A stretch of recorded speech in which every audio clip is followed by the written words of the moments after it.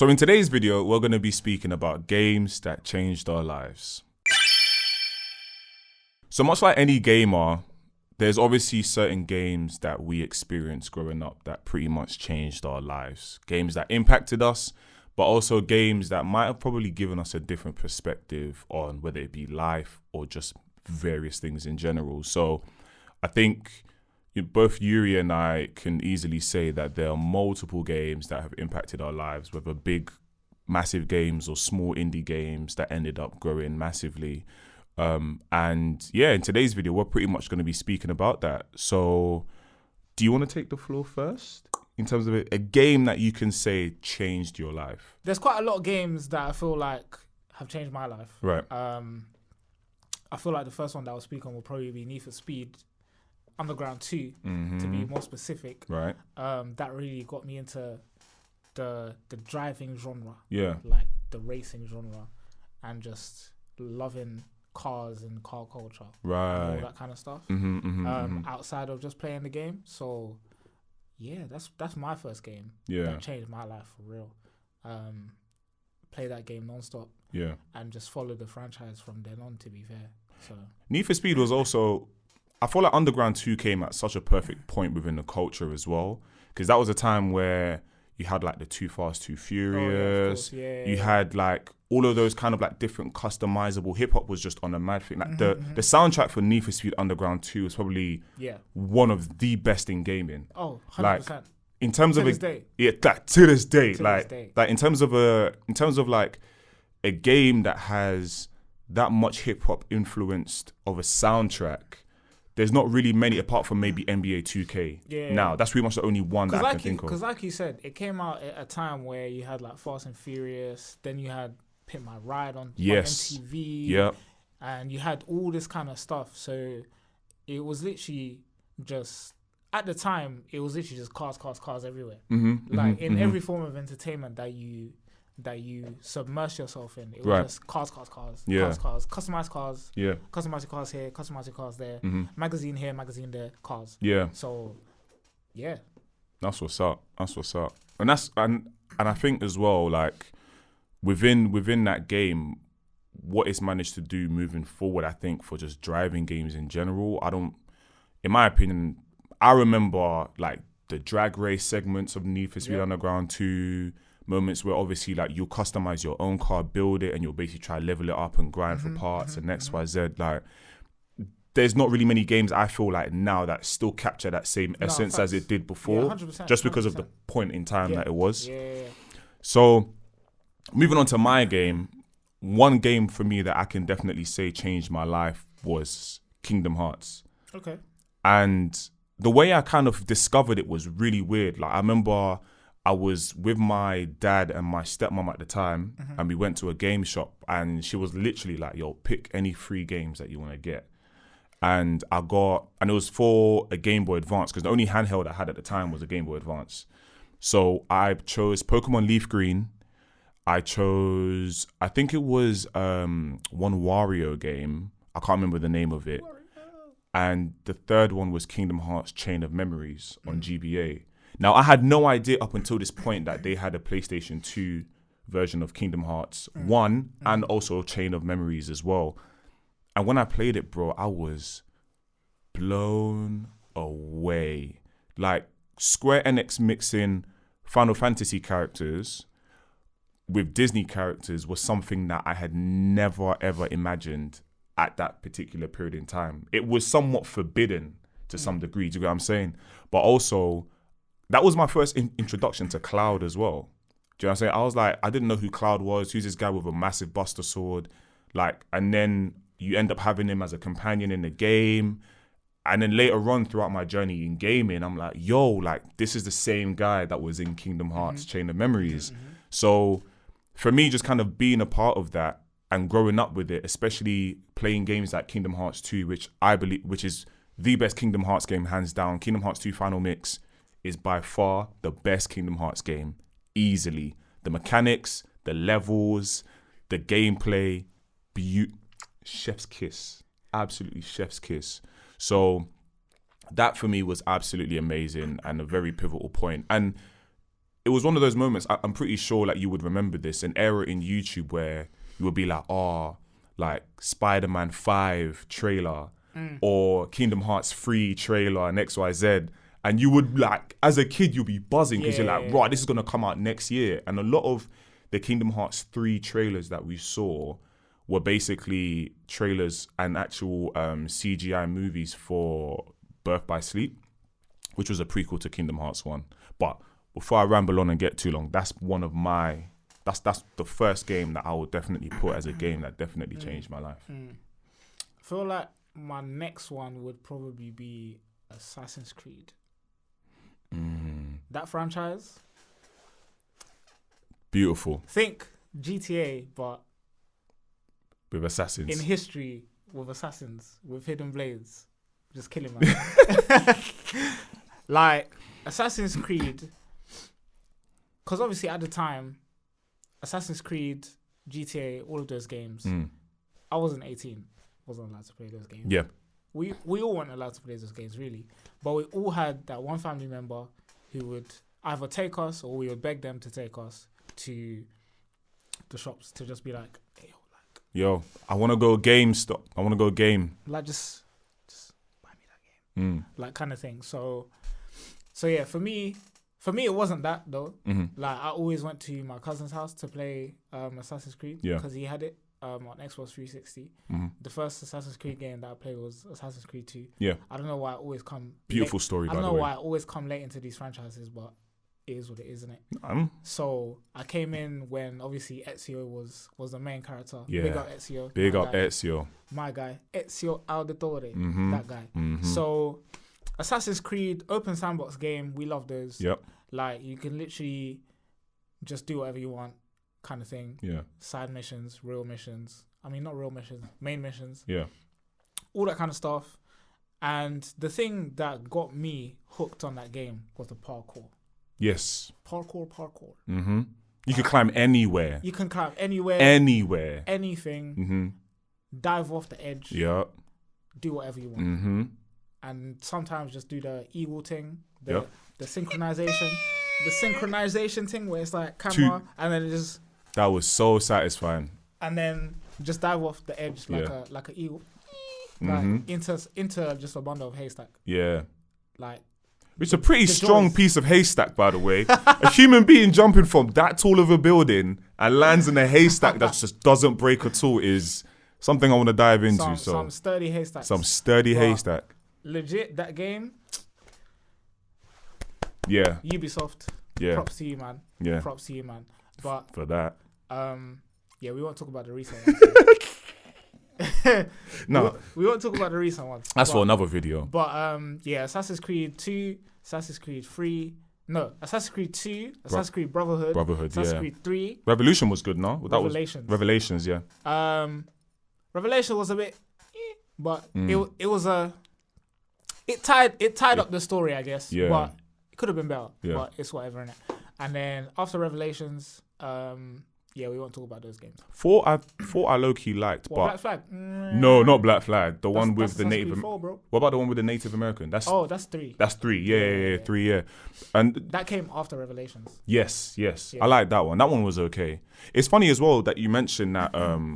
Like usually at that time when you kind of experience those games, you experience it late in the franchise. Well, not really late because the second game's not really late, but it was the same thing. So my uncle stayed with us in our family home, and he basically brought an Xbox, and Assassin's Creed 1 was the game that he had, but I wasn't allowed to play it. With Altair. Yeah, that's it, with Altair. And he bought Assassin's Creed 2, and that was the game that he let me play. And that was probably, again, one of maybe the first open sandbox games outside of GTA that I had played like that, or Saints Row, like that. And so when I literally was there and I was like, yo, I'm an assassin, the story of Assassin's Creed 2 was wonderful. Yeah, wonderful. It was amazing. It was beautiful. It was amazing. And just like exploring like the lore. Exploring the not only the lore, but I was gonna call it ancient Italy, but it's not really ancient like that. It's like just like historic Italy. Yeah, historic Italy. just exploring historic Italy was just It was beautiful. Yeah. And then when they brought the horses for Brotherhood, oh man. Yeah. Oh man. It was crazy. And I think another thing for me that also blew my mind was the Adam's apple, like the apples. Oh, like the artifacts. The artifacts Yeah. and the story that kind of compiles out. Each one is a second of a clip. Yeah. And essentially, when you collect them, it's basically a whole sequence of what happened before civilization fell, and that messed me up when I looked at that. Because for those who don't know, essentially, Assassin's Creed post whatever they're doing now was about Desmond Miles and his connection to the assassin bloodline, and like just the creed of assassins basically, and how his ties, obviously his historic ties with obviously the assassins and going up against the Templars as well. So it's basically good guys versus bad guys. Templars are the bad guys who are going after this artifact to obviously cause evil and harm to the world. Establish a new world order. All that kind of stuff. And so Desmond Miles basically has to relive his past through Ezio, his ancestor, and try to find this artifact before the Templars do and establish this new world order. And it's just chaos. It's mental, but it's such a good game. Even the way you described it, I'm thinking, I need to go back and play it again, bro. He has to go back into the bodies of his ancestors and stop. That's crazy, bro. Just have to go back into the animus and just... Yeah. I definitely one day want to speak about Assassin's Creed Online because I feel like that's a lost art that needs to be revived. But I think we'll get there. The second game, moving on from your one for myself, was definitely, without a doubt, undeniably Pokemon. And the generation I'm going to be speaking about, I believe is Gen 3, which is Ruby and Sapphire. Pokemon Ruby and Sapphire was the first Pokemon game that I owned. My parents pre-ordered it for me. Like, I remember coming home and like, dog, I remember seeing it and just... I was in awe. Have you seen that video of when Stormzy gets Dave that AP and he's screaming? That was basically me when my parents came home with Pokemon Ruby. Everything about that game is amazing, even down to the instruction manual.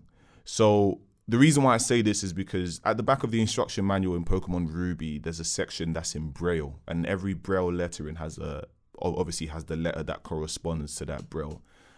To the dots, and those same Braille letters are used in the post game that you need to uncover to basically unlock the legendary golems, which is Regirock, Regice, and Registeel. And big up there, man. And at that time, as a kid, I remember going to school, and there was one friend that I had called Alex, and he was a Pokemon whiz, like. There's always that one guy. There's always that one guy. Always that one kid. And literally... Who just knows everything. Like, he knows all the Pokemon, bro, all the gens, how to get all them. the numbers, all the EVs, all the IVs, everything. Bro, and like people would literally give him, like, their games. He'll come back and be like, yeah, bagged it for you. Fam. Like, he was like it was nuts. Like, that was probably the first iteration of a businessman that I saw in primary school. Because he literally would take... like Pokemon Rubies or Emeralds or Sapphires and be like, yo, I got you, I'll sort it out, boom, boom, Just boom. Give me a cookie, fam. A week later, man didn't even ask for anything, bro. He was a good youth. It was nuts. Anyways, I'm going on a tangent, but that was the first game for me where I really invested hundreds of hours into. I think I still have my original one, and I think I've clocked in roughly at a young age at that time. I think I clocked in more than 200 hours or so. Okay, bang out. Yeah, serious bang out, bro. Like them ones when my grandma will come and pick me up from school, she had it in her bag. When I go to the toilet, I'll take it with me. Before I went to bed, quick Elite Four, let me just beat one of them and I'll go to sleep. Do you know what I mean? I'll sleep good knowing that my Swampert beat an Elite Four. Do you know what I mean? So, yeah, man, Pokemon Ruby Sapphire was such an amazing game, and it introduced me a lot more because I was a massive Pokemon fan growing up, like from very, very young. And so having that as my first game and just following the franchise and following everything that it does even till now is absolutely beautiful. Absolutely beautiful. So for my second game, definitely without a doubt, Pokemon Ruby and Sapphire. Number 3. I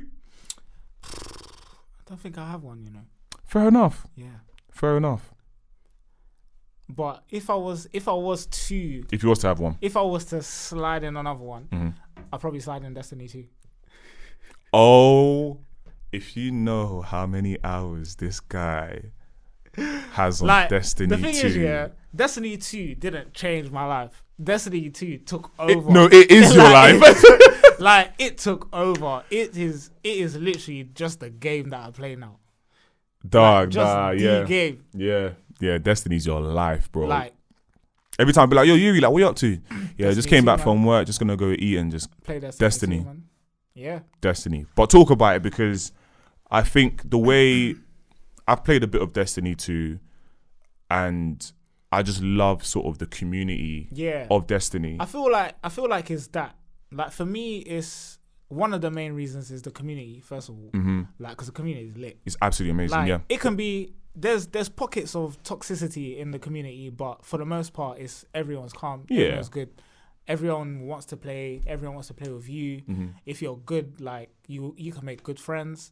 Like party chats and all that kind of stuff. Link up when on an off day, meet friends overseas, all that kind of stuff. Yeah. It's crazy. Yeah. It's one of those games that really unites people and puts people together. Mm-hmm. So the main thing in Destiny for me, though, would be the grind. And that's what keeps me in the game. And that's why I don't play it anymore. Because the grind is insane. Yeah, it's a lot. Because they have a seasonal model, right? Where obviously every season you start again. Mm-hmm. And after every season, they reset power levels. I mean, they don't reset power levels, but they... It's like prestiging in COD. Yeah. Right. So essentially, you have to go in again, Mm-hmm. do the grind, and get to the maximum power level Mm-hmm. so that you can beat all the end game content Right. from the story. So Right. like raids and just post game content. Yeah. And that is the main thing about Destiny that keeps people in it. Mm. And that's where you also get the pockets of toxicity, though, because Right. people are just like, "What is this? I don't want this. I don't like this. Like, Yeah. like, why do I have to do this for All the years, time. for years on end, That makes sense. for this many months, all like year round and all that kind of stuff?" Mm-hmm. And to a certain degree, I get it, Yeah. and I understand. But at the same time, sometimes you want to get that God roll gun, like you want to get your gun with this perk and that perk, so Mm-hmm. you can like maximize your efficiency Yep. in those end game content Right. pieces, right? Right. And for me, that's the main reason why I'm there. Yeah.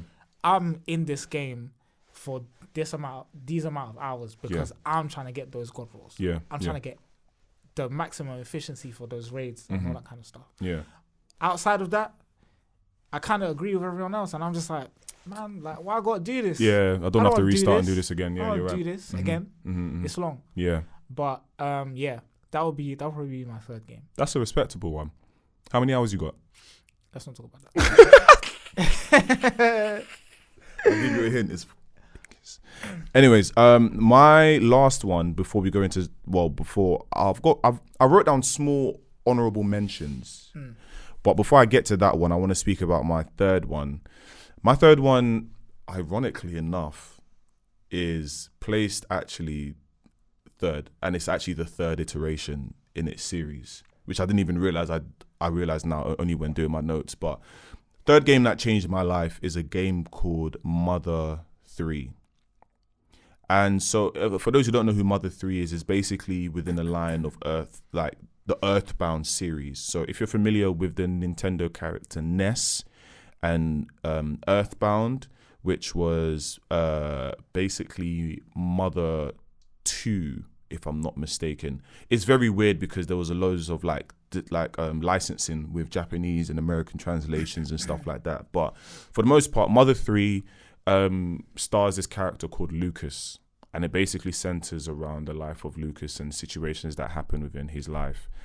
And this game, as a JRPG in its pixelated format, is one of the most colorful, one of the most hard-hitting, one of the most emotional games I have ever touched and witnessed in that era and of all time, in my opinion. Like, the game is absolutely amazing. The little laws that are behind it, you know, there's so many little things that just really get you emotional. like, I don't want to. There's a video that I will link in the description by this YouTuber called, I believe his name is Super Eye Patch Wolf. And he basically has a nice 45-minute video speaking about this game. And it depicts every single sentiment that I have about Mother 3. I genuinely wish that they localized it and have it and it's available to play on GBA. Especially now that the Switch is here. But again, I'm not going to get into that because, boy. But that's a whole nother rant. But I really wish that a lot of people were able to play Mother 3. And you can still play it to a degree. It's just not available in the main console formats. So, yeah. But that's my third game. I did want to briefly mention honorable mentions. One of them was Shadow of Mordor. Middle of Shadow of Mordor. That's an amazing game. I think that's proper sick. Not Shadow of War. That game's trash. No, not the sequel. Shadow of Mordor. That's a bad man one. Pokemon Colosseum. Okay. I like Pokemon Colosseum. Pokemon Colosseum was a sick one. Mario Strikers Charged. So that was the football one where they had power-ups. That needs to come back. Because that was a long line of series where Mario had like sports games. They had golf, they had baseball. Football one was chef's kiss. On GameCube and on Wii, oh my gosh. Beautiful. Funnily enough, I had Assassin's Creed 2 here. And the last one was Star Wars The Force Unleashed. Okay. That was one that I had. I hear that. Yeah. I hear that. I feel like that's a game that the only thing that's closest to that is Star Wars, The Last Jedi? No, Jedi Fallen Order. Jedi Fallen Order. There we go. Jedi Fallen Order. And I feel like in relating to that honorable mention as well, I'll probably say the Infamous series. Oh, yes. Yes. Because what other game allows you to be a superhero? Or villain. Gives you the choice of both. Karma, yeah. But no other game to me matches the Infamous. Yeah. Trilogy. Yeah, you can call it trilogy. Yeah, we'll call it trilogy. Yeah, we'll call it that. Because there was Infamous 1, Infamous 2. Then there was Second Son and then the DLC. We'll kind of ignore Second Son, even though that was a decent game. So we'll just call it. Second Son was sick. It was. I like that. It was. I like the DLC as well. I think it was really First good. Light was sick. Yeah, it was. First Light was really nice. I feel like they need to do more of that. In terms of let's not get into politics here, but I feel like First Light was better than Second Son still. I would somewhat agree with that. Yeah. I would somewhat agree with that. But yeah, that's pretty much it. Like, let us know what games changed your lives. Like, we definitely want to know about that. You know, this is a community that we're growing. The gaming community is obviously ever growing, and it forever will be since the dawn of time. But yeah, definitely write in the comments like games that impacted you and why, and any honorable mentions that you feel like we missed out. Yeah. So within that regard, thank you very much for watching. And if you like the content, you know what to do. Stay safe, stay sane, stay gaming. Oh my fucking days. Yeah, we're ending it on that. Bye.